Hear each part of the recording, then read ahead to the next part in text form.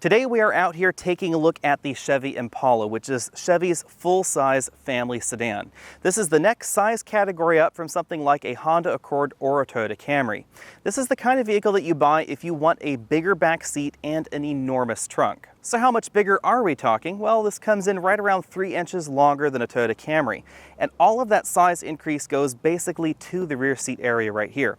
This has an incredibly large back seat. This is about 3 inches larger than you find in a Chrysler 300 or a Dodge Charger. We also have an enormous trunk out back. It's almost 19 cubic feet. Of course, we also find a little bit more legroom up front as well. So if you're a larger passenger or a larger driver, that's another reason to check out something like the Impala. Up front, we have one of General Motors' more angular and aggressive looking front ends. This is styled sort of like the Chevy Camaro. I think it also draws a few styling cues from the current generation Cadillac models in a very attractive way. I think this is actually one of the more attractive front ends in this segment. Although I find the front end one of the more exciting entries, I think the rear end is one of the more demure. We get these tail lamps that remind me a little bit of last generation Audi models, and we don't have visible exhaust tips in our midline trim. Chevy's engine lineup in the Impala is a little bit more similar to what we find in your average mid-size sedan than the average full-size sedan, because this does not start with a V6 engine like we find in the Buick. This starts with a 2.5-liter naturally aspirated 4-cylinder engine producing 196 horsepower. The one we're taking a look at here, of course, has GM's ubiquitous direct injection 3.6-liter engine producing 305 horsepower and 264 pound-feet of torque. Both engines are mated to a 6-speed automatic transaxle, sending power only to the front wheels. You can't get all-wheel drive in the Impala like you can in the closely related Buick. New for 2016 is a 3.6-liter bi-fuel engine, which will run off of gasoline or natural gas. Now, we're told that that may or may not come to the consumer segment, so it may be fleet only. Obviously, since this is a full-size car, we do have full-size kind of legroom and headroom going on, and the front seats are definitely more comfortable for larger drivers or taller drivers than you'll find in some of the competition. This seat bottom cushion is a little bit longer, and it's definitely something that I prefer. Of course, if we hop out of the front and we go right back here to the rear seats, we find an incredible amount of room in the back.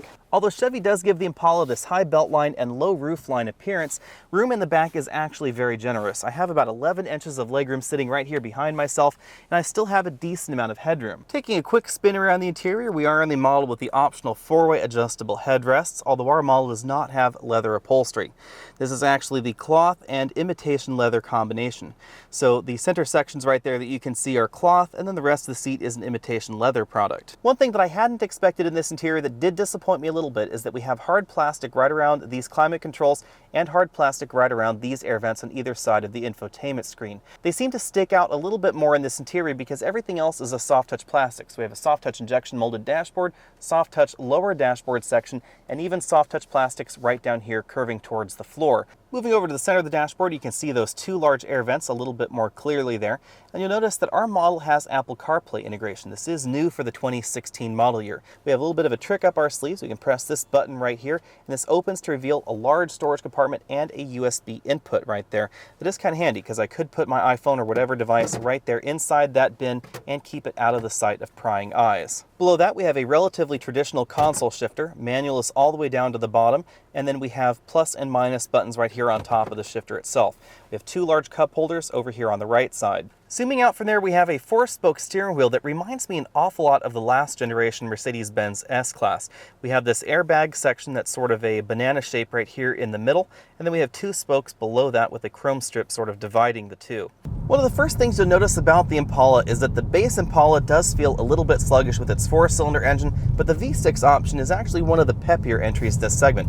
We ran from 0 to 60 in 6 seconds flat, which is actually a little bit faster than the Chrysler V6 versions, even though they have an 8-speed automatic transmission.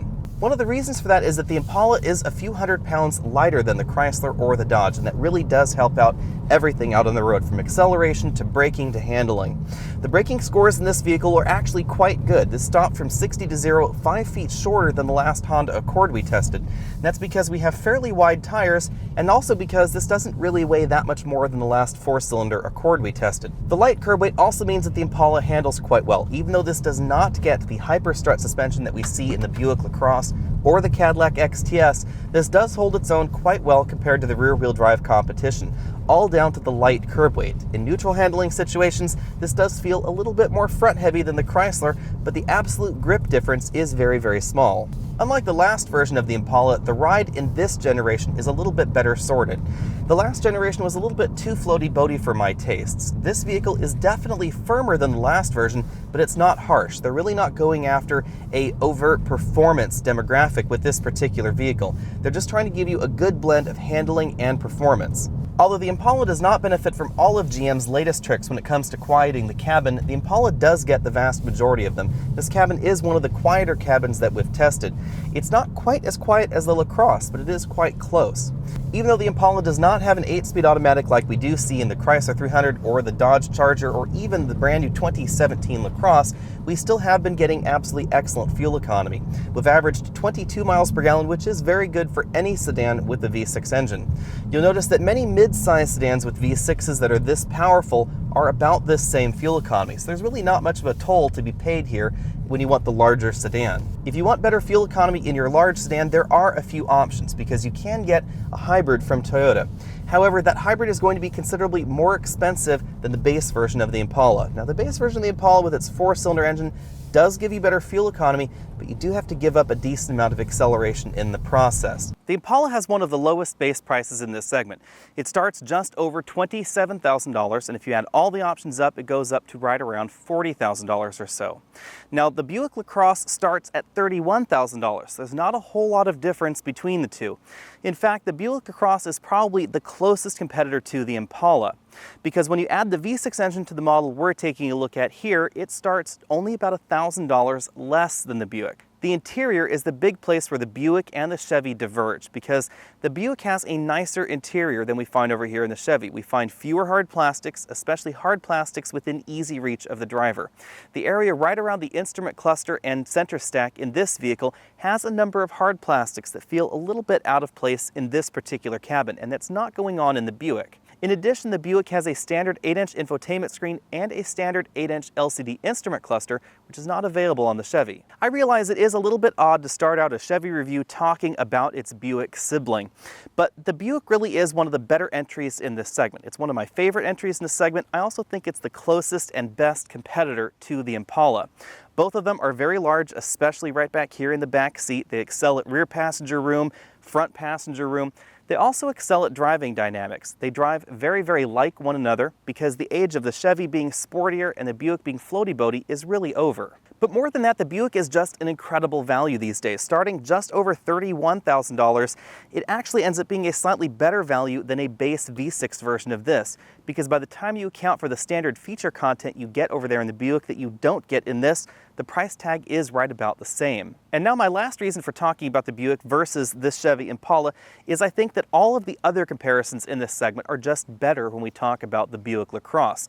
When we compare this to the Chrysler 300 or the Dodge Charger or the Hyundai Azera or the Kia Cadenza or the Toyota Avalon or the Nissan Maxima, etc., this one just falls a little bit short in my book. The interior is just a half step behind the rest of them in terms of creature comfort and feature availability. Again, the major benefits for the Impala over the rest of that competition is the big back seat and the enormous trunk. However, when we take a look at those same comparisons with the Buick LaCrosse instead of the Chevy Impala, it goes from being a middling entry to one of the best competitors in this segment, because it combines all of the advantages of the Impala, the big back seat, big trunk, very generous legroom up front, with all of the advantages that we find in the rest of the competition. The interior quality that we find in the Buick LaCrosse is above what we find over here in the Chevy Impala, and it's actually one of the best in the segment. It's one of the only ones in the segment to offer you an 8-inch LCD instrument cluster. It's actually standard over there in the Buick as well. It also offers Apple CarPlay, and the Impala and the Buick are really the only two entries in this segment that do at the moment. In addition, the Buick has excellent driving dynamics that are taken to the next level with optional all-wheel drive, something you can't find right over here on the Chevy Impala. If fuel economy is more your thing, then Buick has that as well, because they offer a mild hybrid system instead of the naturally aspirated 4-cylinder engine we find in this vehicle. It's an important difference because the fuel economy improvements over there in the Buick are larger than we get in the base engine of this. It's also not treated as the base engine in the Buick. It actually is an up-level option, whereas this is definitely the base engine. You can't get all the fancy features that we find in the top-end models of the Impala with that small engine, but that's a little bit different over there in the Buick. You can get a number of those luxury options and still opt for that mild hybrid system. Now, admittedly, the handling winners in this segment are still going to be the Chrysler 300 and the Dodge Charger, because they do have that solid rear-wheel drive driving dynamic. However, if you want that extra performance, you are going to have to get the V8 versions of those, and they're going to cost more than this Impala and probably more than that Buick as well. So if you want my advice in this full-size sedan segment, I would skip the Chevy Impala, but I would actually also skip most of the competition. Drive right on over to your Buick dealer and take a look at that Buick LaCrosse. It's definitely not your father's Buick anymore. Thanks for taking the time to check out this video. Again, I'm Alex Steinks with thetruthaboutcars.com. Be sure and check out TTAC.com for the full written review on the 2016 Chevy Impala coming up very soon, and I'll see you next week.